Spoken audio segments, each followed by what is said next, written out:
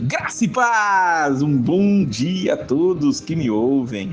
Hoje nosso devocional diário está no incrível capítulo 9 do Evangelho, conforme escreveu Marcos. E para você que quer ler toda a Bíblia, leia também Gênesis do capítulo 29 ao 32 e ao fim do ano você terá lido toda a Escritura. No capítulo 9, Marcos vai trazer para nós aqui a revelação sobre a transfiguração. Versículo 2: 6 dias depois, tomou Jesus consigo Pedro, Tiago e João e levou-os a sós, à parte, a um alto monte, foi transfigurado diante deles. As suas vestes tornaram-se resplandecentes, sobremodo brancas, como nenhum lavandeiro na terra poderia alvejar. Apareceu-lhes Elias com Moisés e estavam falando com Jesus. Veja que coisa maravilhosa. Jesus leva Pedro, Tiago e João no monte e ali ele se transfigura, ele se torna alvo mais que a neve. É como se você tem uma lâmpada aí na sua casa, olhe para essa lâmpada aí onde você estiver e você vai ter uma ideia de o que eles viram. Imagino eles sendo ofuscados por aquela luz maravilhosa e ali junto com eles Elias e Moisés, e eles estavam juntos ali naquele momento. Vemos que Pedro, claro, querendo fazer alguma coisa, ele diz: é bom estarmos aqui, que façamos 3 tendas, uma será tua, outra para Moisés e outra para Elias. Mas naquele momento veio uma nuvem que os envolveu e veio uma voz dela. Ouça o que está escrito no versículo 7. Este é o meu filho amado, a ele ouçam. A ele ouvir aqui, o ouvir aqui é um verbo no imperativo, fica mais fácil de entendermos, a ele ouçam.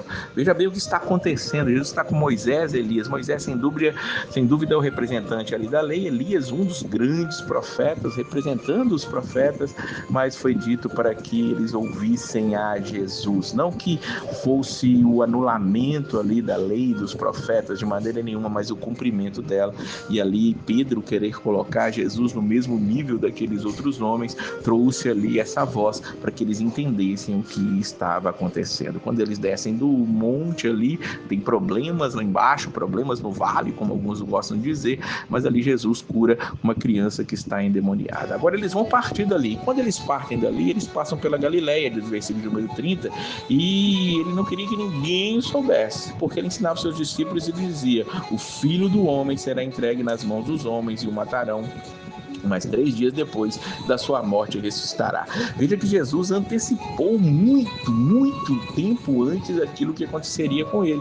Mas eles, contudo, como nos informa o versículo 32, não compreendiam isso e eles tinham medo de perguntar a Jesus o que queria dizer isso. Os discípulos, assim como os judeus, até hoje os que não creram em Jesus, não conseguem entender que o Messias, o Salvador, ele não veio com um poder político, um poder bélico, não.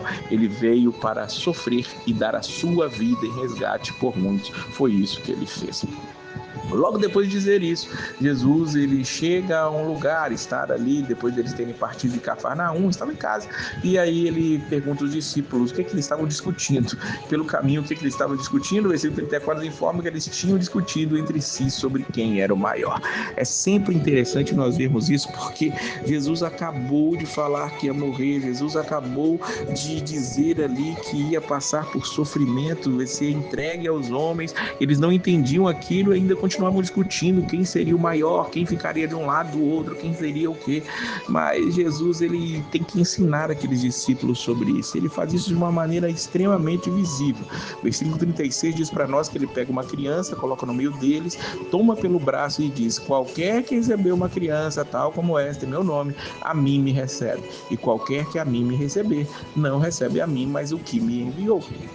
Então Jesus ele pega uma criança para mostrar exatamente que a humildade precisa estar diante daqueles homens ali. Eles não têm que querer ser grandes, eles têm que querer ser como uma criança.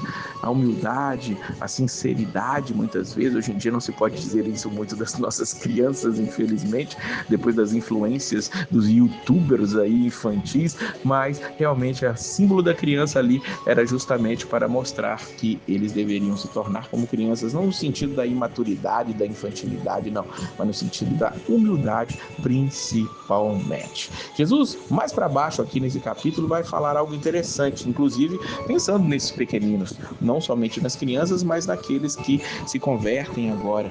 Versículo 42, e quem fizer tropeçar a um destes pequeninos crentes, melhor lhe fora que se lhe pendurasse ao pescoço uma grande pedra de moinho e fosse lançada ao mar.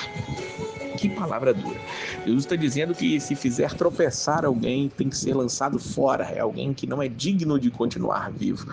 Em tempos como os nossos, queridos irmãos, em que vemos escândalos atrás de escândalos, divulgações atrás de divulgações de pessoas que fazem os outros tropeçar, não está no gibi. Usando uma frase antiga aqui, que talvez poucos entendam. Se você entendeu, coloca aí nos comentários, inclusive, se você sabe o que significa a frase não está no gibi. Veja que Jesus, ele diz para nós aqui que estes que fazem alguém tropeçar, melhor lhes fora que se fossem mortos. E ele vai dizer aqui, ele vai trazer 3 coisas que podem nos fazer tropeçar. Ele diz, se a tua mão te faz tropeçar, corta, versículo 43. Se o teu pé te faz tropeçar, corta, diz o versículo 45. E no 47 ele diz, se um dos teus olhos te faz tropeçar, arranca-o. Jesus está sendo drástico aqui, no sentido de que qualquer parte do corpo que te faz tropeçar, o que te faz pecar, o que faz alguém tropeçar, arranca, lança fora, aquilo que te atrapalha, tira da tua vida. Talvez você não precise cortar a mão, o pé ou furar os seus olhos. Muitos fizeram isso ao longo da história, diga-se de passagem, e talvez não conseguiram realmente se livrar dos seus erros, porque é o que está dentro que atrapalha. Mas nós temos que nos livrar daquilo que nos atrapalha. Se você não tem condições de ter acesso às redes sociais sem que seus olhos te fazerem pecar, para de usar isso. Se você não consegue ir a um lugar sem conseguir deixar de roubar alguma coisa, não vá a esse lugar. Você precisa entender que a vida com Cristo é melhor. Jesus diz aqui exatamente isso. É melhor você perder esses do que ir para o inferno, para o fogo inextinguível. Ele repete isso aqui. Ele diz aqui para cuidar para não ir para o inferno em cada um desses versículos que eu citei.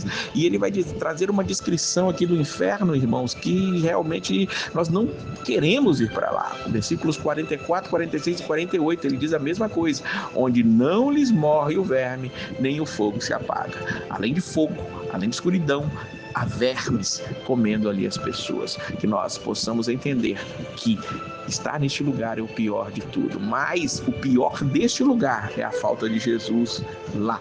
Então que nós queiramos estar com Jesus, nos livrando daquilo que nos faz tropeçar e estarmos firmes com Ele. Que Deus abençoe a sua vida sempre e a paz do Senhor.